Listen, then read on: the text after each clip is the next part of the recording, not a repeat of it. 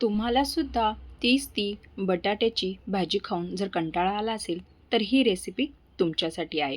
तर मंडळी, आज आपण एकदम सोप्या आणि साध्या पद्धतीने, अगदी झटपट पद्धतीने आजची बटाट्याची भाजी बनवणार आहोत, जी की एकदम वेगळ्या पद्धतीने बनवलेली आहे आणि चवीलासुद्धा ही अप्रतिम अशी बनवून तयार होते. तर चला, लगेच आपण रेसिपीला सुरुवात करूयात. तर इथे सगळ्यात आधी मी इथे कढई गरम करायला ठेवलेली आहे. यामध्ये 2 चमचे तेल घातलेलं आहे. तेल छान असं गरम झालं की उभा कट केलेला आपल्याला कांदा घालायचा आहे. त्यानंतर इथे मी 1 शिमला मिरचसुद्धा घातलेली आहे उभी कट करून. आता याला चांगलं असं आपल्याला परतून घ्यायचं आहे आणि त्यानंतर इथे मी उकडलेला बटाटा घेतलेला आहे. याचेसुद्धा छोटे छोटे पीस करून घेतलेले आहेत. ते सुद्धा आपल्याला या कांद्यासोबत परतून घ्यायचे आहेत. जास्त असं आपल्याला या कांद्याला आणि बटाट्याला गाळ नाही करायचे, कारण आपण आधीच हे बटाटे शिजवून घेतलेले आहेत. आता यामध्ये अर्धा चमचा मी कसुरी मेथी घातलेली आहे. यामुळे या भाजीला खूप छान अशी टेस्ट येते, त्यामुळे नक्की घाला.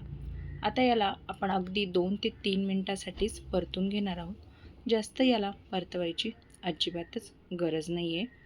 आता हे पहा, एवढंच आपल्याला परतून घ्यायचं आहे आणि आता हे मिश्रण आपल्याला साईडला काढून घ्यायचं आहे. त्यानंतर त्याच कढईमध्ये मी अजून थोडं तेल घातलेलं आहे, 2 चमचे. तेल छान गरम झालं की जिरे घालायचे.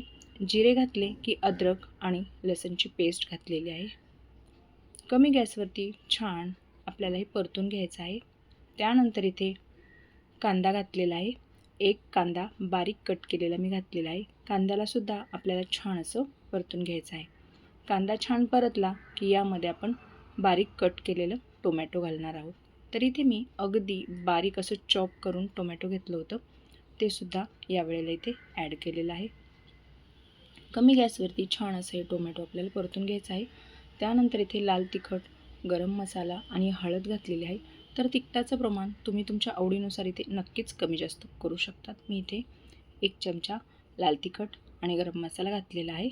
आता हे मिश्रण छान असं परतलं की यामध्ये 1 चमचा आपल्याला धनेपूड घालायची आहे. आता धनेपूड घातल्यानंतर याला चांगलं असं आपण परत एकदा मसाल्यांना छान असं परतून घेणार आहोत. हे मिश्रण छान असं परतलं की यामध्ये आपल्याला अर्धी वाटी दही लागणार आहे. तर दही घेताना शक्यतो ताजं दही घ्या, आंबट दही घेऊ नका. आंबट दही घेतलं तर भाजीची टेस्ट बिघडते, भाजी चविष्ट अशी होणार नाही, आंबट आंबट लागेल. त्यामुळे शक्यतो ताजं आणि फ्रेश दह्याचाच इथे वापर करा. आता दही घातल्यानंतर याला छान असं मिक्स करून घ्यायचं आहे आणि अगदी 2 ते 3 मिनटासाठी कमी गॅसवरती छान अशी आपल्याला ही ग्रेव्ही पूर्ण परतून घ्यायची आहे, छान अशी शिजून द्यायची आहे.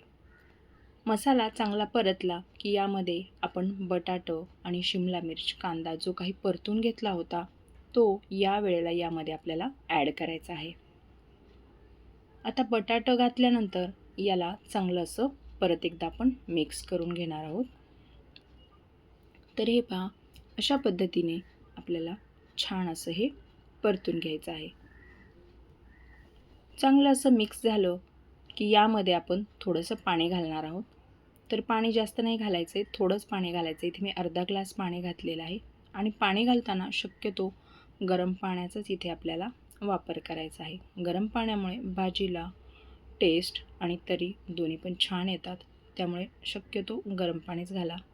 आता यामध्ये चवीनुसार मीठ घालायचं आहे. मीठ घातल्यानंतर आपल्याला या भाजीला चांगलं असं मिक्स करून घ्यायचं आहे. छान अशी एक याला उकळी काढून घ्यायची आहे. याला शिजवायची जास्त अजिबातच गरज पडणार नाही आहे, कारण आधीच आपण बटाटे शिजवून घेतलेले आहेत, म्हणजेच उकडून घेतलेले आहेत. आता छान अशी भाजीला उकळी आलेली आहे आणि त्यानंतर आपल्याला इथे बारीक कट केलेली कोथिंबीरसुद्धा घालायची आहे. आता मी इथे यावरती बारीक कट केलेली कोथिंबीर घातलेली आहे. तुम्ही पाहू शकता किती मस्त आणि अगदी झटपट आणि सोप्या पद्धतीने आपली बटाट्याची भाजी बनवून तयार आहे. तर मंडळी, तुम्हीसुद्धा ही रेसिपी एकदा नक्की ट्राय करा. अचानक घरी पाहुणे जरी आले असतील किंवा कुठली पार्टी असेल, बड्डे असेल, त्यावेळेलासुद्धा आपण अगदी झटपट आणि सोप्या पद्धतीने ही भाजी बनवू शकतो. तर मंडळी, ही भाजी तुम्ही पराठ्यासोबत, चपातीसोबत, भाकरीसोबत, भातासोबत कशासोबत जरी खाल्ली ना तरीसुद्धा याची चव अप्रतिम अशी लागते. तर मंडळी, आजची रेसिपी तुम्हाला कशी वाटली हे मला कमेंटमध्ये नक्कीच कळवा.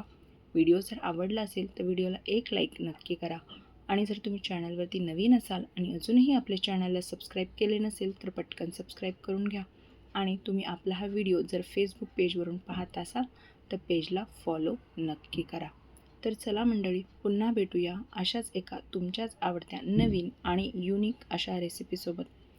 तोपर्यंत धन्यवाद.